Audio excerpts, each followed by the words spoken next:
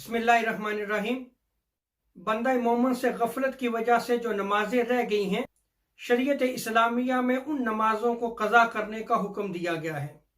इसीलिए कुरान और सुन्नत की रोशनी में इमाम अबू हनीफा, इमाम मालिक और इमाम शाफी और जमहूर उलमा ने यह कहा है कि जिस शख्स ने जानबूझकर नमाजों को छोड़ा है, वक्त निकलने के बाद वो उन नमाजों को कज़ा करेगा।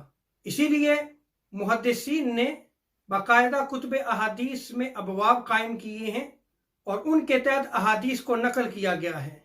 अल्लाह तबारक व तआला ने कुरान मजीद में इरशाद फरमाया, फमन ताब मिन बअद ज़ुल्मिही व अस्लह फइन्नल्लाह यतूबु अलैहि इन्नल्लाह गफूरुर रहीम, कि जिसने जुल्म करने के बाद तौबा की और इस्लाह कर ली, बेशक अल्लाह तबारक व तआला तौबा को कबूल करने वाला है और अल्लाह तबारक व तआला बड़ा ही गफूर रहीम है। इस आयत करीमा में जो इस्लाह का माना बयान किया गया है वो ये है कि वो शख्स अपने गुनाहों की तलाफी करे। मसलन अगर उसने किसी से माल छीना है तो उस माल को वो वापस करे। अगर उसने अपनी जिंदगी में रोजे नहीं रखे थे तो वो उन रोजों की कज़ा करेगा।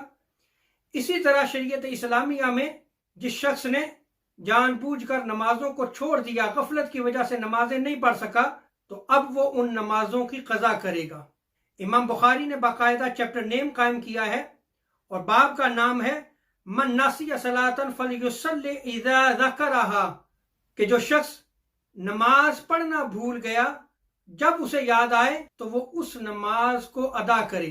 इसके तहत हज़रत अनस बिन मालिक रज़ियल्लाहु ताला अन्हु की रिवायत को नकल फरमाते हैं कि हुज़ूर ताजदार अंबिया सल्लल्लाहु अलैहि वसल्लम ने इरशाद फरमाया, जो शख्स किसी नमाज को पढ़ना भूल गया तो उसको जब वो नमाज याद आए उसको अदा करे। तो यहाँ पर यह याद रख लें कि जब उसको याद आए तो हुज़ूर अलैहिस्सलाम ने नमाज को अदा करने का हुक्म दिया है, यानी वो उस नमाज को कज़ा करेगा। अगर उसको वो नमाज ममनुआ वक्त में याद आती है, यानी वो ममनुआ औकात जिनमें आका अलैहिस्सलाम ने नमाज पढ़ने से मना किया है, सजदा करने से मना किया है, अगर उस शख्स को इन औकात में नमाज याद आती है तो वो ममनुआ वक्त को गुजारने के बाद नमाज को अदा करेगा।